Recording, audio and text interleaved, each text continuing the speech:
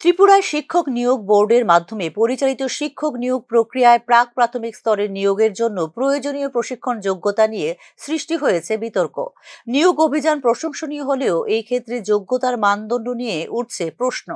পূর্ববর্তী নিয়োগ পর্যায়ে গ্রহণ করা হয়েছিল মন্তেসরি, কিন্ডারগার্টেন, বিএড এবং ডিএলএড প্রশিক্ষণপ্রাপ্ত প্রার্থীদের প্রাক প্রাথমিক পদের জন্য।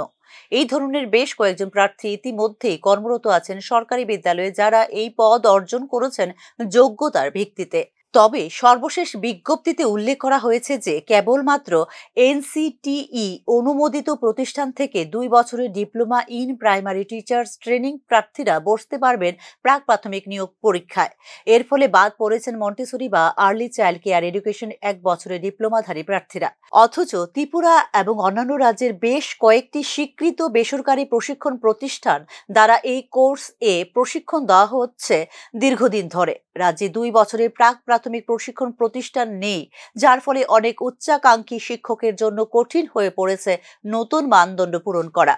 রাজ্যে প্রতি বছর বিপুল সংখ্যক প্রার্থী স্নাতক ডিগ্রি অর্জন করেন মন্টেসরি শিক্ষক প্রশিক্ষণ কলেজ থেকে, যার মধ্যে অনেকে ইতিমধ্যে বেসরকারি স্কুলে নিযুক্ত, আবার বেশ কিছু প্রশিক্ষণ প্রাপ্তরা কর্মরত রয়েছেন সরকারি স্কুলে। শিক্ষা বিশেষজ্ঞদের মতে মন্টেসরি এবং কিন্ডারগার্টেন শিক্ষাদান পদ্ধতিগুলি শৈশব বিকাশের অবিচ্ছেদ্য অংশ এবং এমনকি বিএড পাঠ্যক্রমের মধ্যেও অন্তর্ভুক্ত। এই ক্ষেত্রে 1 বছরের ডিপ্লোমাধারীদের হঠাৎ অযোগ্য ঘোষণা হাজার হাজার প্রশিক্ষিত প্রার্থীর মধ্যে সৃষ্টি করেছে ব্যাপক উদ্বেগ।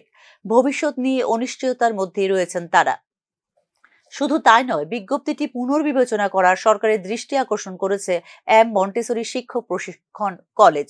যদি 2 বছরের প্রশিক্ষণকে বিবেচনা করা হয়, তবে যারা ইতিমধ্যে 1 বছরের ডিপ্লোমাধারী তাদের জন্য চাকুরিকালীন প্রশিক্ষণের ব্যবস্থা করা যেতে পারে পরামর্শ দিয়েছে প্রতিষ্ঠানটি।